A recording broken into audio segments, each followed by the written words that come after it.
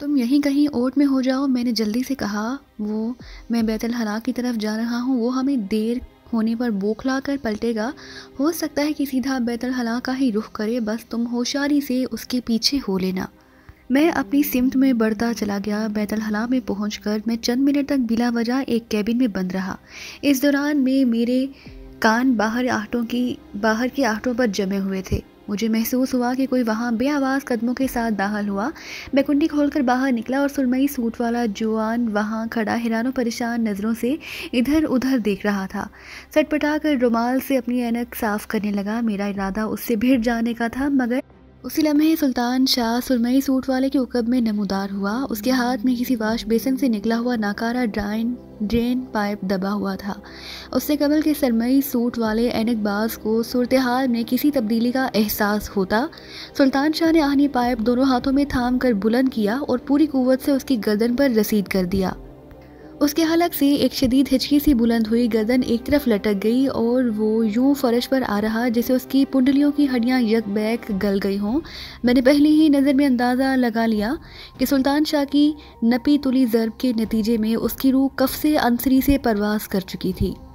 Night coach سے لاہور پہنچنے والے مسافروں کو منزل پر پہنچنے کی عجلت تھی اور اتنی رات گئے ایئرپورٹ کی عمارت کے اس حصے میں تقریباً سناٹا ہی نظر آ رہا تھا، لہٰذا اس دوران میں بیت الخلاء کی حدود میں بھی کوئی مداخلت نہ ہوئی۔ کوئی مسافر یا عملے کا رکن ادھر آ نکلتا تو ہم دونوں کے لیے ناقابل بیان دشواریاں پیدا ہو سکتی تھیں۔ سلطان شاہ نے بھی اس وقت بہت عقل مندی کا ثبوت دیا کہ ماً اس کے سر پر وار کرنے کی بجائے اس کی گردن توڑنے کا فیصلہ کیا اور یوں خون پھیلنے کے امکانات ختم ہو کر رہ گئے۔ ہم دونوں نے پھرتی کے ساتھ اس کی بغلوں میں ہاتھ دے کر اسے ایک باتھ روم میں گھسیٹا، پھر میرے اشارے پر سلطان شاہ باہر نکل گیا۔ میں نے اس کی جیبوں کی تلاشی لے کر سارے کاغذات اور رقم پر قبضہ کر لیا۔ کوٹ کی اندرونی جیب میں ایک بھرا ہوا ریوالور بھی موجود تھا، لیکن میں نے اسے وہیں چھوڑ دیا اور خود بھی ہاتھ دھو کر باہر آ گیا۔ سلطان شاہ مختصر سا سوٹ کیس سنبھالے باہر میرا منتظر تھا۔ اپنے دشمن پر وار کرتے ہوئے سوٹ کیس اس نے شاید باہر ہی چھوڑ دیا، جو ہمارے لیے بہت اہم تھا۔ کراچی ہمارا سارا اسلحہ اسی میں مکفل تھا۔ مجھے دیکھ کر وہ داہنی آنکھ دبا کر مسکرایا اور میں اس کے ساتھ ہو لیا۔ جو کچھ ہوا وہ اس قدر آنن فانن ہوا اور ایسے پرسکون طریقے پر ہوا کہ مجھے حیرت ہو رہی تھی۔ یوں معلوم ہو رہا تھا جیسے قتل کی اس واردات کے لیے پہلے سے ریہرسل کر کے موافقانہ حالات پیدا کیے گئے تھے، تاکہ نہ مرنے والے کو زیادہ اذیت کا سامنا کرنا پڑے، نہ ہم کو کوئی قابل ذکر دشواری پیش آئے۔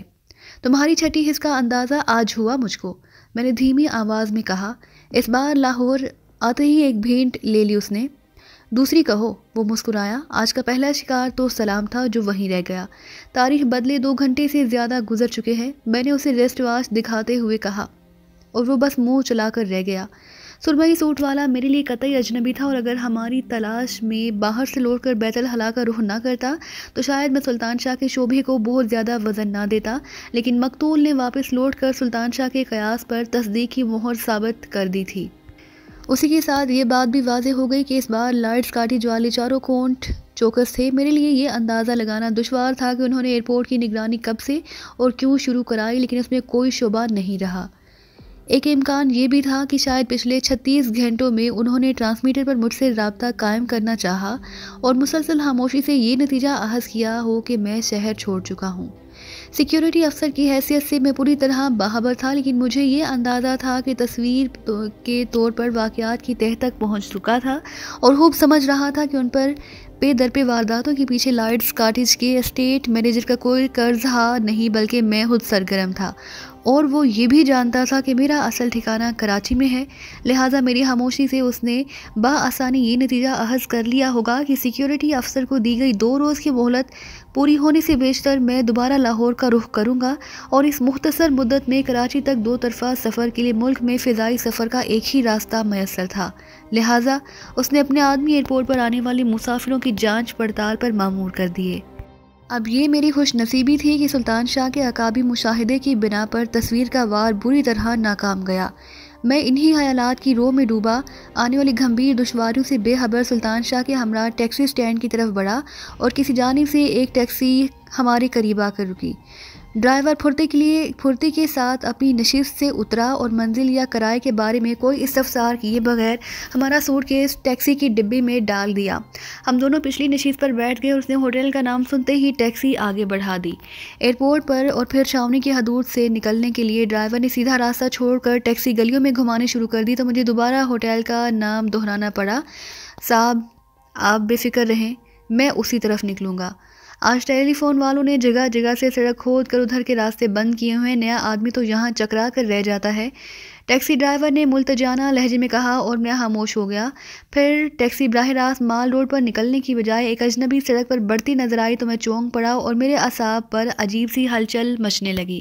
یہ تم کہاں بھٹکتے پھر رہے ہو؟ اس بار میں نے ڈرائیور کو ترش لہجے میں مخاطب کیا۔ خاموش بیٹھے رہو، وہ بدلے ہوئے تحکمانہ لہجے میں بولا اور میری نگاہیں بے اختیار پیچھے گھوم گئی۔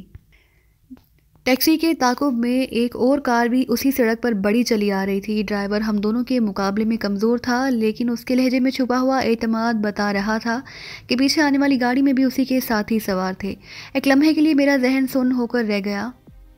اس بار ہم پر بھرپور جال ڈالا گیا تھا۔ سرمئی سوٹ والے کو ہم نے بے شک موت کے گھاٹ اتار دیا اور اپنی دانش میں گلو ہلاسی حاصل کر لی، لیکن وہ ہماری تلاش میں اندر لوٹنے سے پہلے اپنا کام دکھا چکا تھا۔ اس کی نشاندہی کی بنا پر ہم باہر قدم رکھتے ہی پہچان لیے گئے اور ان کے ایک آدمی نے نہایت اطمینان سے ہمیں اپنی ٹیکسی میں سوار کرا لیا، جبکہ باقی آدمی مناسب موقع کی تلاش میں دوسری کار میں ہمارے پیچھے ہو لیے۔ وہ صورتحال ہمارے لیے بہت سنگین تھی۔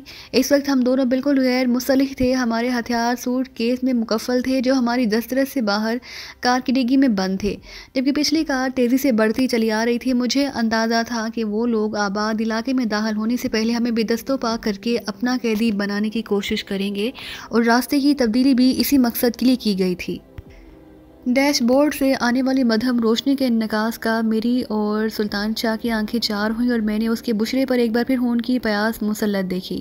وہ صحیح معنوں میں خونہار بھیڑیا تھا جو کسی مشکل میں پھنسنے کے بعد سب کچھ کر گزرنے کے لیے تیار رہتا تھا۔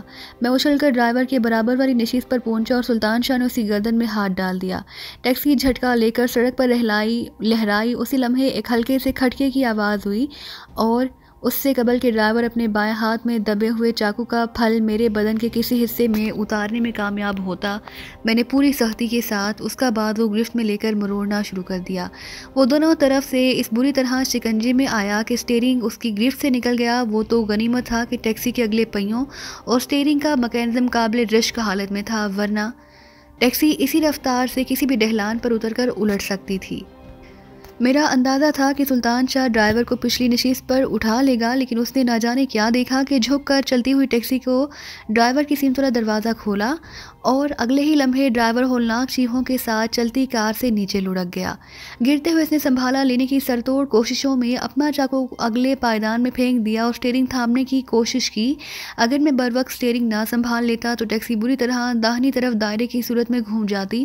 چند ثانیوں کے لیے ٹیکسی کو بری طرح دھچکے لگنے لگے، لیکن میں نے سرعت کے ساتھ ڈرائیور سیٹ سنبھال کر رفتار ایک دم بڑھا دی۔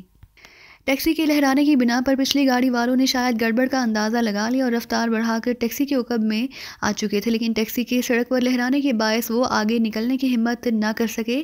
جس وقت سلطان شاہ نے ڈرائیور کو سڑک پر دھکیلا تو پچھلی گاڑی داہنی سمت سے گھس کر آگے نکلنے کے لیے کوشاں تھی۔ اگر اس کو پوری قوت سے بریک لگا کر نہ روکا گیا ہوتا تو ٹیکسی ڈرائیور اسی گاڑی کے پہیوں تلے روندا جا چکا تھا۔ میں نے عقب نما آئینے میں دیکھا کہ پچھلی گاڑی اس مقام پر رک گئی تھی جہاں ڈرائیور کو بے رحمی کے ساتھ پھینکا گیا۔ ہیڈ لیمپس کی روشنی میں ایک تندرست انسانی ہیبلا سڑک پر پڑے ہوئے سائے کو سہارا دیتا نظر آیا اور پھر پچھلی گاڑی ان دونوں کو وہیں چھوڑ کر آندھی اور طوفان کی رفتار سے ہمارے پیچھے بڑھنے لگی۔ پچھلی سیٹ اکھاڑ دو، میں نے پائیدان سے چاقو اٹھا کر سلطان شاہ کی طرف بڑھاتے ہوئے کہا، اور سوٹ کیس ادھر کھینچ کر اسلحہ نکالو ورنہ آج کی رات ہم بے موت مارے جائیں گے۔ پچھلی نشست سے ریکسین پھٹنے اور بند ٹوٹنے کی آوازیں آنے لگی۔ میری ہدایت محدود اور مختصر سی تھی، لیکن سلطان شاہ کی عقل اس وقت بہت اونچی پرواز کر رہی تھی۔ چند ہی سیکنڈ بعد اس نے پچھلے دروازے سے ٹیکسی کی عقبی نشست اور اس کی پشتگاہ سڑک پر لڑکا دی۔ پیچھے آنے والی گاڑی کے ڈرائیور کے لیے وہ ناگہانی رکاوٹ ایک امتحان بن گئی۔ بریک چرچرانے کی آوازوں سے ویرانہ گونج اٹھا اور ہمارے درمیان کم ہوتا ہوا فاصلہ ایک بار پھر بڑھ گیا۔ جیتے رہو برخودار، میں نے نعرہ لگایا، آج تو تم نے کمال ہی کر دیا۔ میں تیار ہوں۔ قدرے توقف کے بعد سلطان شاہ کی بوجھل آواز سنائی دی۔ مجھے یوں محسوس ہوا جیسے کھلی ہون ریزی کا موقع پار پر اس پر نشہ سا چڑھنے لگا ہو۔ انہیں قریب آنے دو، میں ایک ایک کو چھلنی کر دوں گا۔ ہون ریزی کی ضرورت نہیں، میں نے سنجیدگی سے کہا۔ آج کے لیے اتنا ہی کافی ہے۔ کوشش کرو کہ وہ خوفزدہ ہو کر فرار کی راہ اختیار کرنے پر مجبور ہو جائیں۔ میرا بس چلے تو ان کو چڑیا کے بچے کو بھی زندہ نہ چھوڑوں۔ اس کی طرح اور بھرائی ہوئی آواز ابھری۔ آج کی رات میں ان کے لیے یادگار بنا دوں گا۔ اب تو اسلحہ بھی موجود ہے میرے پاس۔ میں نے اپنے وجود کی گہرائیوں میں اداسی کی ایک لہر سی ابھرتی محسوس کی۔ تم ٹھیک کہہ رہے ہو سلطان شاہ، لیکن یہ انسان ہیں، کوئی گولی ماں کوئی گاجر مولی تو نہیں کہ انہیں بلا امتیاز نیست و نابود کر دیا جائے۔ ذرا کامران کو یاد کرو۔ اس کی آواز میں تلخی گہری ہو گئی۔ وہ میرا نہیں، تمہارے ہونے والا سالہ ہے۔ یہ زندہ لاشوں کے پروردگار ہیں صاحب۔ فرط جذبات سے وہ تقریباً چیخ پڑا۔ یہ ہیروئن نہیں موت بلکہ بدترین موت بیچتے ہیں، اور ان کے خریدار اس موت کو گلے لگانے پر مجبور ہیں۔ قسم پروردگار کی، میں ان میں سے کسی اور کو بھی کبھی معاف نہیں کروں گا۔ اتنا اونچا نہ بولو سلطان شاہ، میں نے دھیمے لہجے میں کہا۔ شاید تم ہی نے بتایا تھا کہ تمہاری زمینوں پر بھی افیون کی کاشت ہوتی ہے۔ افیم، چرس، بھنگ، گانجا، شراب، سب بیکار باتیں ہیں ڈینی صاحب۔ اس وقت وہ شاید زیادہ ہی جذباتی ہو گیا تھا۔ یہ سب نشے ہیں جنہیں تم جب چاہو چھوڑ سکتے ہو، لیکن ہیروئن غلامی ہے، غلامی۔ آدمی مر سکتا ہے لیکن اسے چھوڑ نہیں سکتا۔ پھر اچانک ایک ہولناک دھماکے کے ساتھ ٹیکسی میں بارود کی بو بھر گئی۔ پیچھے آنے والی کار اس فائر کی زد میں آئی کیونکہ دونوں کا درمیانی فاصلہ ایک بار پھر گھٹنے لگا تھا۔ سائلنسر کیوں نہیں چڑھا لیا سلطان شاہ؟ میں نے اپنا سر جھٹکتے ہوئے سوال کیا۔ دھماکہ جب تک کان گرم نہ کرے گولی چلانے میں مزہ نہیں آتا صاحب۔ وہ اس وقت ہر زاویے سے کٹر قبائلی بنا ہوا تھا۔ دھماکے میں ذرا مردانہ شان ہوتی ہے اور دل بھی بڑھتا ہے۔ چلو تو پھر یوں ہی صحیح، میں نے اس کے جنگلی فلسفے کے سامنے ہتھیار ڈالتے ہوئے کہا۔ میں کچے میں ٹیکسی روکنے جا رہا ہوں، سوٹ کیس سنبھال کر نیچے آ جانا۔ اب وہ زندہ لوٹیں گے یا ہم دونوں۔ میں مر بھی جاؤں تو پرواہ نہ کرنا، اس نے کرہت لہجے میں کہا۔ میں گاؤں سے ہیروئن بیچنے کے ہاتھ لے کر کراچی آیا تھا، لیکن اب اس سے نفرت ہو چکی ہے۔ اس سے جس کا بھی رشتہ ہے، یوں سمجھو کہ وہ میرا کھلا دشمن ہے۔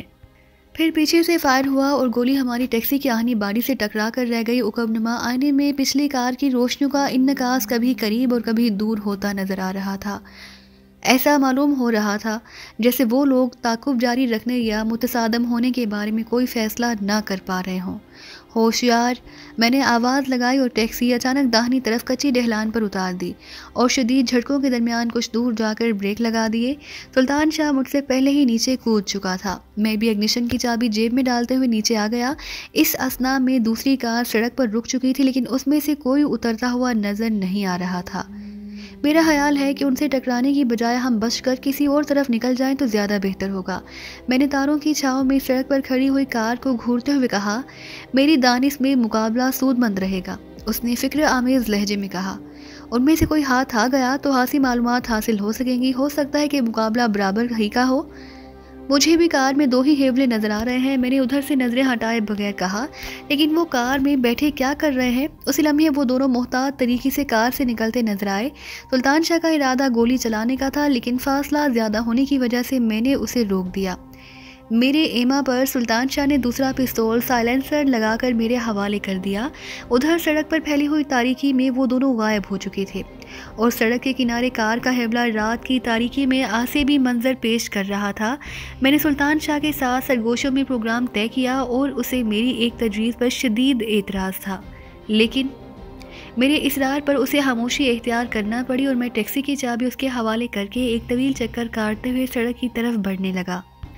اس دوران میں ان دونوں کی جھلک تک نہ دکھائی دی، بس ایسا معلوم ہو رہا تھا جیسے انہیں زمین نگل گئی ہو، لیکن مجھے پورا یقین تھا کہ وہ تاریکی اور جھاڑیوں کی آڑ لیتے ہوئے ٹیکسی تک پہنچنے کی کوشش کر رہے ہوں گے۔ رات کے بے قرار سناٹے میں جھینگروں کے مسلسل شور میں آخر کار میں سڑک تک پہنچنے میں کامیاب ہو گیا۔ کچھ دیر تک میں ان کی سیاہ مزدہ سے کچھ دور سینے کے بل سڑک پر پڑا کار کا جائزہ لیتا رہا۔ جب مجھے وہاں زندگی کے کوئی آثار نظر نہ آئے تو میں محتاط انداز میں کار کے قریب پہنچ گیا۔ مجھے ہر لمحے یہ خوف لاحق تھا کہ کہیں وہ دور سے اپنی کار کے نزدیک ایک انسانی حیولے کو حرکت کرتے دیکھ کر میری حکمت عملی کا اندازہ نہ لگا لیں۔ کار خالی پڑی ہوئی تھی، دروازے غیر مقفل تھے اور ایگنیشن سے چابی غائب تھی۔ میں نے وہیں پڑے پڑے حلق سے کسی ہاش زدہ کتے کی سی بلبلاتی ہوئی آواز بلند کی۔ اس کی بازگشت معدوم بھی نہ ہونے پائی تھی کہ ویرانے میں آتشی اسلحے کا نغمہ گنگنا اٹھا۔ مجھے خوشی ہوئی کہ سلطان شاہ نے اشارہ سنتے ہی کارروائی کا آغاز کر دیا۔ پھر یکے بعد دیگرے 2 مزید فائر ہوئے۔ پرشور دھماکوں سے ظاہر ہو رہا تھا کہ حریفوں کے پاس بھی بڑے بور کا اسلحہ موجود تھا۔ اس کے بعد تو دونوں ہی طرف سے فائرنگ میں تو اثر آ گیا۔ ایسا معلوم ہو رہا تھا جیسے دونوں فریقوں میں کم سے کم وقت میں زیادہ سے زیادہ راؤنڈز فائر کرنے کا مقابلہ شروع ہو گیا تھا۔ مجھے ٹیکسی ڈرائیور کا خیال آیا جسے ہم نے کافی دور چلتی ہوئی ٹیکسی سے نیچے پھینک دیا تھا اور پھر اس کی دیکھ بھال کے لیے سیاہ مزدہ سے ایک آدمی وہیں چھوڑ دیا تھا۔ اگر اس وقت وہ دونوں بھی اس طرف آ نکلتے تو میری چال بری طرح ناکام ہو سکتی تھی۔ مجھے بے چینی سی ہونے لگی۔ سلطان شاہ ضرورت سے زیادہ وقت برباد کر رہا تھا۔ اس کی فائرنگ میں طویل وقفے آنے لگے تھے جبکہ اس کے حریف پورے جوش و خروش سے گولیاں چلا رہے تھے۔ اگر فائروں کے شور کی ہی بنا پر کوئی اندازہ قائم کرتا ہوتا تو یہی کہا جا سکتا تھا کہ ایک فریق کے پاس میگزین کی کمی واقع ہو گئی تھی اور وہ کفایت پر اتر آیا تھا۔ آخرکار وہ واقعہ ظہور پذیر ہو ہی گیا جس کا مجھے شدت سے انتظار تھا۔ فضا ایک ہولناک انسانی چیخ سے لرز اٹھی۔ یوں معلوم ہوا تھا جیسے کوئی گولی کی زد میں آ گیا ہو۔ دونوں طرف سے فائرنگ تھم گئی۔ فضا پر چھایا ہوا سکوت اعصاب شکن سا محسوس ہونے لگا۔ پھر یکایک کسی انجن کے سٹارٹ ہونے کی آواز آئی اور ٹیکسی نصف دائرے میں گھوم کر تیزی کے ساتھ سڑک کی طرف آنے لگی۔ اس پر پے در پہ کئی فائر کیے گئے لیکن ناہموار کچی سڑک پر دوڑنے کے باعث اس اندھیرے میں کسی بہترین نشانے باز کے لیے بھی اس کے کسی مخصوص حصے کو نشانہ بنانا ناممکن تھا۔ ہاں، اتفاقاً کوئی گولی کسی ٹائر یا انجن کے حساس حصے کو چاٹ جاتی تو اور بات تھی۔ خود کو ٹیکسی کے ہیڈ لیمپ سے بچانے کے لیے میں سینے کے بل پتھریلی زمین پر گر گیا۔ آنن فانن میں ٹیکسی سڑک پر آئی اور تیزی کے ساتھ آگے روانہ ہو گئی اور میں دھڑکتے ہوئے دل کے ساتھ حملہ آوروں کے رد عمل کا منتظر رہا۔ ٹیکسی کے پیچھے اڑتے ہوئے غبار کے دھندلاتے ہی مجھے وہ دونوں بے تحاشا سڑک کی طرف دوڑتے ہوئے نظر آئے۔ شاید ان کے فرشتوں کو بھی توقع نہیں تھی کہ ان کا مد مقابل جم کر مقابلہ کرتے کرتے یوں اچانک کسی چوہے کی طرح بھاگ نکلے گا۔ اب غالباً وہ جلد از جلد اپنی کار تک پہنچ کر تعاقب شروع کرنا چاہتے تھے۔ میں کار کی آڑ میں چھپا ان دونوں کا انتظار کرتا رہا۔ پھر جو ہی وہ زد میں آئے میں نے پستول سیدھا کر کے یکے بعد دیگرے 2 فائر کیے اور وہ دونوں ہی بھاگتے بھاگتے خاک میں لوٹ گئے۔ ان میں سے ایک کی چیخیں بہت دردناک تھی۔ میرا اندازہ تھا کہ وہ زندہ نہ بچ سکے گا اور چند سیکنڈ میں اس کی آواز ہرہراہٹوں میں تبدیل ہو کر معدوم ہو گئی۔ دوسرا بددستور وہیں پڑا کراہ رہا تھا، ہاتھ اٹھا کر کھڑے ہو جاؤ ورنہ تمہیں بھی بھون دوں گا۔ طویل سکوت کے بعد میں نے قہر بار لہجے میں وارننگ دی۔ میں اٹھ نہیں سکتا، گولی میری پیٹ میں لگی ہے، کراہتے ہوئے جواب دیا گیا۔ دوسرا کس حال میں ہے؟ پتہ نہیں، بے ہوش ہے یا شاید مر ہی چکا ہو۔ تم کون ہو اور کیا چاہتے ہو؟ یہ تو تم ہی بتاؤ گے کہ کیا سمجھ کر ہمارے پیچھے لگے تھے۔ یہ کہتے ہوئے میں نے اندھیرے میں نظریں جما کر ان دونوں کا جائزہ لیا تو ایک بے حس و حرکت پڑا ہوا تھا اور دوسرا پیٹ دبائے پہلو بدل رہا تھا۔ جب مجھے ان کے بے ضرر ہونے کا یقین ہو گیا تو میں آگے بڑھا اور زخمی کا کالر پکڑ کر اسے گھسیٹتا ہوا مزدہ کے سامنے لے آیا۔ میرا ارادہ تھا کہ ہیڈ لیمپس کی روشنی میں اس کی تفصیلی جامع تلاشی لوں گا، لیکن جب اس نے گڑ گڑا کر میرا مدعا دریافت کیا تو مجھے فی البدیہہ ایک مؤثر دھمکی سوجھ گئی۔